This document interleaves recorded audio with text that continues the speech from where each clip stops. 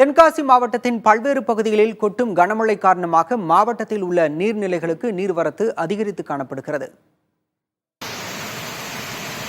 தென்காசி மாவட்டத்தில் உள்ள நீர்த்தேக்கங்களான அடவி நயினார் கோவில் நீர்த்தேக்கம், குண்டாறு நீர்த்தேக்கம், கருப்பாநதி நீர்த்தேக்கம், கடனாநிதி நீர்த்தேக்கம், ராமாநதி நீர்த்தேக்கம் உள்ளிட்ட அனைத்து நீர்த்தேக்கங்களிலும் தற்போது தண்ணீர் வரத்து அதிகரித்துள்ளது.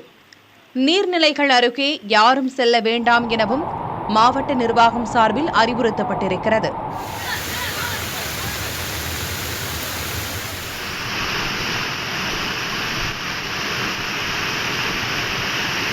தென்காசி மாவட்டம் குற்றாலத்தில் பிரதான அருவியில் ஏற்பட்ட வெள்ளப்பெருக்கால் சன்னதி தெரு முழுவதும் தண்ணீர் பெருக்கெடுத்து செல்கிறது. அங்குள்ள தெருக்களில் இடுப்பளவு நீர் செல்கிறது.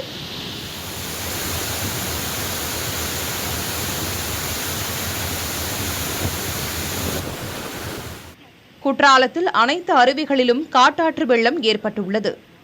அமைச்சர் KK.SSR ராமச்சந்திரன் நேரில் ஆய்வு செய்தார். தென்காசி மாவட்டத்தில் நேற்றைக்கும் இன்றைக்கும் சுமார் 20 சென்டிமீட்டர் அளவிற்கு மழை பெய்திருக்கிறது. ஓடைகளில் தண்ணீர் ஓடி வருகிற காரணத்தால் ரோடுகள் அரிப்பு வருகிறது. அதையும் நாங்கள் சரி செய்து கொண்டிருக்கிறோம். பொதுமக்கள் தங்க வைப்பதற்காக 40 சென்டர் நாங்கள் ரெடி செய்திருக்கோம். அதில் 7 இடங்களில் மட்டும் இப்போ தற்சமயம் ஆட்களை நாங்கள் தங்க வைத்திருக்கிறோம். 153 குடும்பம் அதில் தங்கி இருக்கிறது. அவர்களுக்கு வேண்டிய உணவு உடை எல்லாம் கொடுத்து கொண்டிருக்கிறோம். குறிப்பாக நரிக்குற ஒரு சமுதாயத்தை சார்ந்தவர்கள் நிறைய பேர் இருக்காரு. அவர்களுக்கு தங்க வைத்து சரியான உணவு முறைகளை நாங்கள் செய்து கொடுத்துருக்கிறோம். மேற்கு தொடர்ச்சி மலைப்பகுதியில் அதிகப்படியாக கனமழை பொழிந்ததால் வாசுதேவநல்லூர் பகுதியில் உள்ள தலையணை பகுதி முழுவதும் காட்டாற்று வெள்ளம் பெருக்கெடுத்துள்ளது.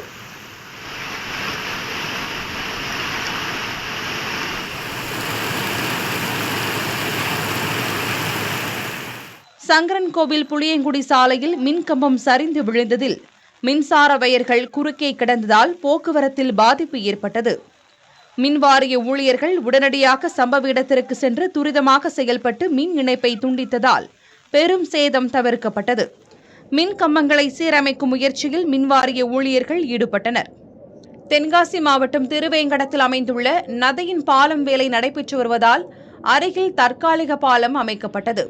கனமழை காரணமாக நதியில் வெள்ளப்பெருக்கு ஏற்பட்டதில் தற்காலிக பாலம் மூழ்கியது.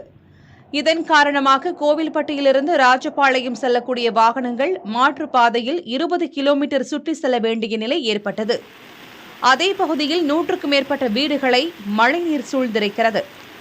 செங்கோட்டை வனத்துறை சோதனைச் சாவடி அருகே வெள்ளத்தால் பாதிக்கப்பட்டு வெளியில் வர முடியாத நிலையில் மக்கள் தவித்து வந்தனர். பசியோடு தவித்து வந்த 65 நபர்களுக்கு செங்கோட்டை காவல் ஆய்வாளர் உணவு வழங்கி உதவி செய்தார்.